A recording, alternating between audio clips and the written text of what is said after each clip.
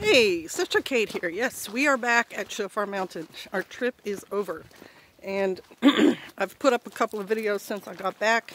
They are videos I shot while on that trip, visiting Vikings out in West Virginia. I do have another video about that trip, just with, you know, pictures of the country in and so on. I'm editing it now, and I will get that up. Today's video it's not really a video response, but I watched a video that Following Yeshua, Brother Chris, did about the Wuhan pneumonia, and then I watched one by Brother Travis at Set Apart Homestead, and both of them have some very good points about this virus. They called it a coronavirus. If you called it a flu, you know, that's good shorthand for it.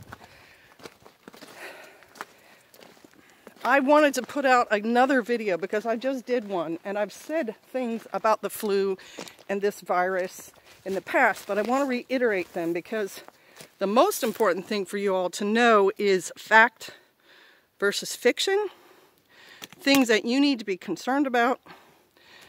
This is not the time for you to panic. That's you'll have to excuse me, I'm setting up my tripod at the same time. That's one thing that Brother Travis's video made a good point in saying there's a lot of hype. So you need to know fact. So hang on, let me get this thing adjusted and I will get to my points. You're gonna play today, camera, or are you just gonna mess around? Huh? All right, I have notes because there's so many things that I want to make sure I cover in this video because I think it's important information. So, first thing is, what is a pandemic?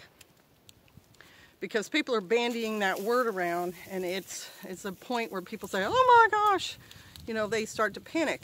A pandemic is where a country or the world is completely covered, overwhelmed by, infected with a disease. So right now, we do not have a pandemic. We have a possibility for a pandemic in China because that's where, you know, the first case is and where it's spreading a lot right now. Brother Chris made some really good points about biblical concepts that people who live a biblical life would see in this situation, and also very good advice for dealing or avoiding these kind of situations. One of them is we don't eat exotic animals. Exotic animals are not considered food for us. There's a very limited amount of animals that are food for us, and by sticking with the Lord's diet, you can avoid problems.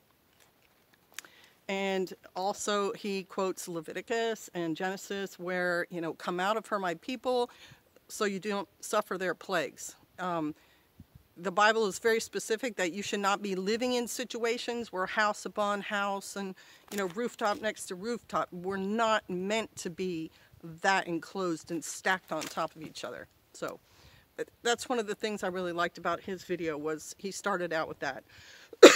Brother Chris has some medical knowledge. He took classes in college, anatomy and physiology and things like that. So when he talks about the medical side of things, he knows what he's talking about. And it's the same for me. I'm not a doctor, but I was an EMT. I was a state certified EMT, tested. And with that knowledge, then I read books and did research on things like the flu in 1918 for the reasons I said before. So when I talk about viruses, I'm telling you what I know from reading and fact-based, okay? So I wanted to get that out there. This coronavirus is a concern, not every coronavirus, as the Brother Travis made the point, not everyone ends up being, you know, infecting everyone. The SARS and the MERS, very selected. Excuse me, got something in my throat. Didn't infect that many people, didn't kill that many people. This virus is a concern because of how quickly it's spreading. We had, you know, the one case suspected in Wuhan, and then there were 100, and then now they say 440, and scientists in the UK are saying could be as many as 1,700 based on the incubation period and the travel that people are doing. So another, not issue, another, what am I trying to say? Another angle to this virus is the Chinese New Year. This is one of the biggest holidays in the Chinese year, and it calls for them to celebrate, you know, in groups, in large numbers. And so reporting online in places like CNN and the Washington Post and other news sources, BBC, up to 7 million Chinese travel for this holiday, and they go to other countries to visit family, and they go from what country they're in back to China to visit family, and then back home, and so on and so on and so on. That's why this is different. That's why this is a concern. It's gone from, you know, in the last, I think it's been, what, 20 days? It's gone from China to Australia, America, South Korea, Thailand, possibly in the Middle East. It's spreading quickly. That's why it's a concern. It has Brother Chris made the point about the incubation and infection rate. Pastor and I just had influenza A. The incubation for influenza A was 1 to 4 days. So it was easy for us to figure out where we were all together, who we were exposed to, and then who we were, in the 4 days after that, who we came in contact with, you know, close. Not like I'm in the store, I'm in the Walmart. I'm not going to infect somebody if I'm in the grocery and someone's in the camping section. You have to be so much closer than that. So we know exactly who we infected, and then we quarantined ourselves. We stopped going anywhere. And if I did have to go somewhere, I told the person who was checking me out, wash your hands. I'm sick right now. You know, don't touch your eyes, all those things. So this virus has up to 2 weeks in incubation. So in that time, it's also infection. So up to 2 weeks after a person initially is exposed and catches it, they can be infecting other people. And like Brother Chris said, you know, do you know who you've been exposed to in the last 2 weeks? How many people you've come in contact with? It's a much harder rate under which to pinpoint. And so people can be spreading this thing and it not being counted or known. They don't have symptoms yet. They're not going to the hospital yet. And that's another reason why this one is different.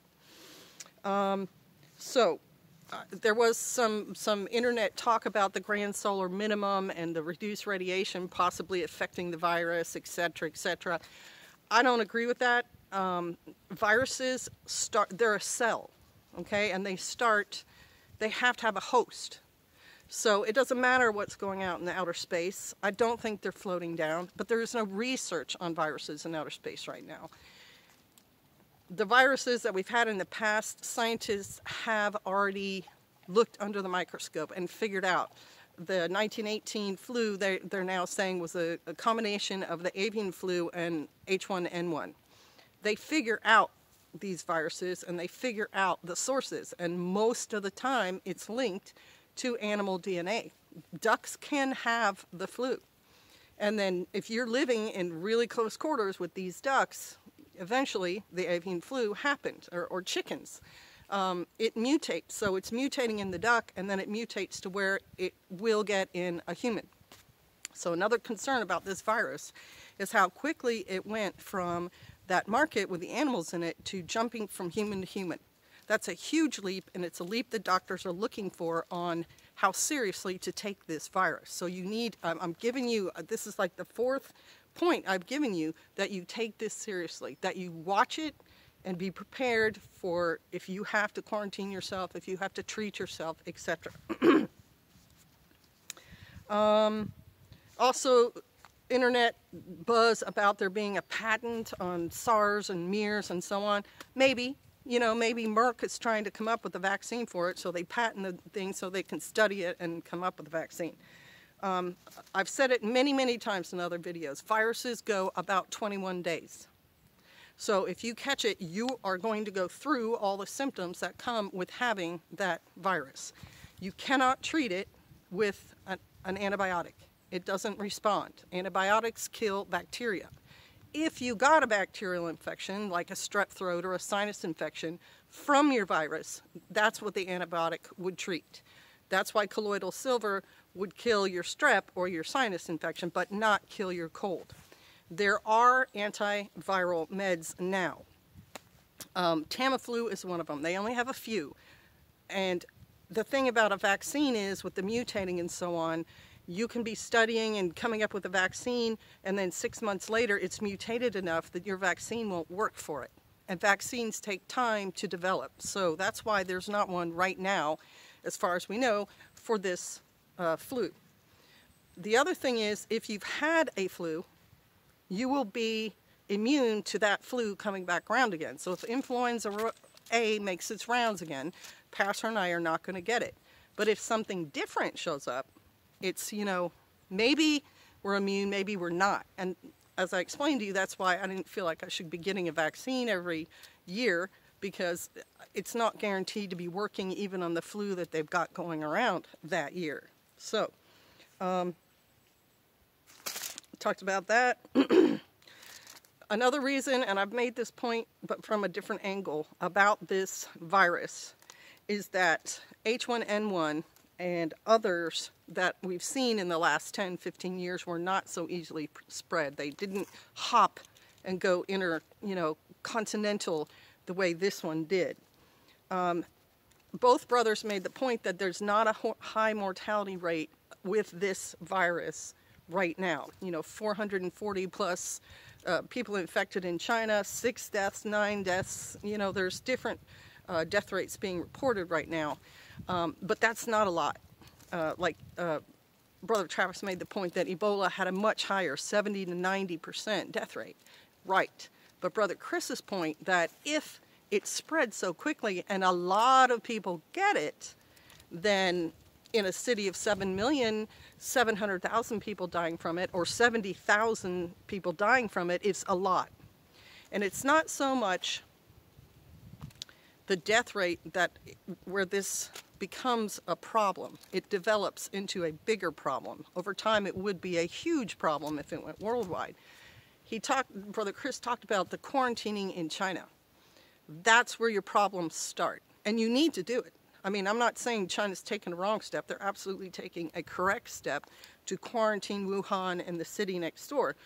The problems come with the logistics and the supplies in and out of those cities.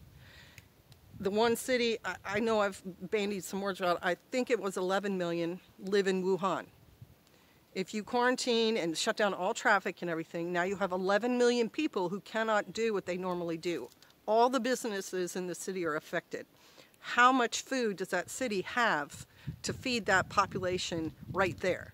Because Pastor did a study, Manhattan has, I think he said, food deliveries coming and going all day to be able to feed people 3 meals a day. What about Wuhan? How are you going to get food to 11 million people if they don't already have a lot of food stored there? And they might. I'm not, again, they have markets, they have grocery stores, they have warehouses and things like that. So they could have enough food to feed everybody.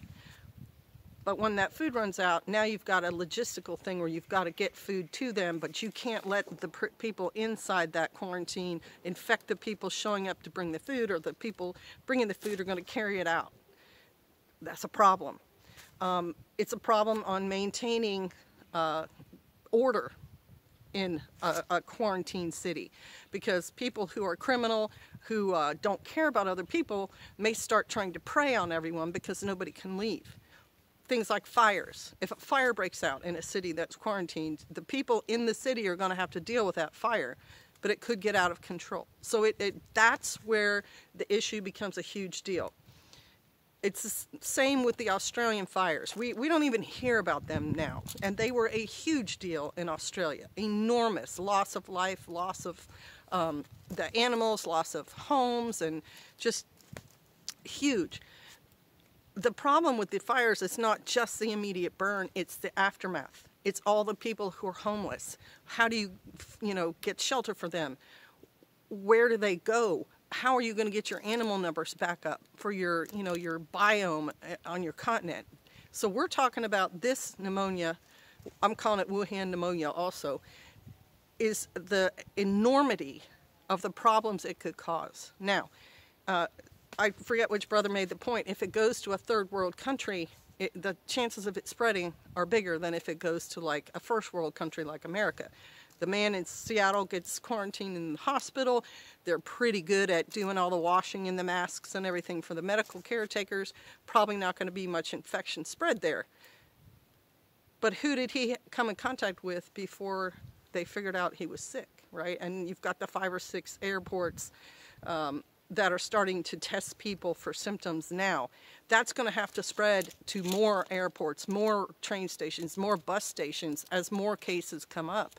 That's where the problems really get acute, is the sheer amount of people who are sick and the sheer amount of things that come into play there. 2 weeks incubation, 3 weeks of the virus running its course. That's 5 weeks right there where you need to be not in contact with anybody else. And that's really hard in this world that we live in. So I've given you what I know. I've given you facts about viruses and so on. I'm just going to quick give you suggestions because I'm going to run out of time now. You need fever meds, how to treat fevers, fever meds, because adults, it's not good for us to have a high fever. Mucinex, things that dry up mucus. We use Dayquil and NyQuil so we could sleep because the coughing can keep you awake.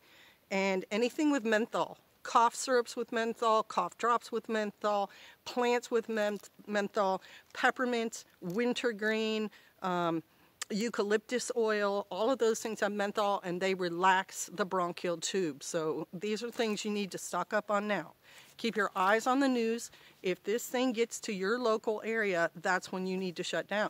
And Travis did a pretty good job of talking about how to quarantine your home. All right, you guys, hang in there with us. We love you. Bless you. Shalom.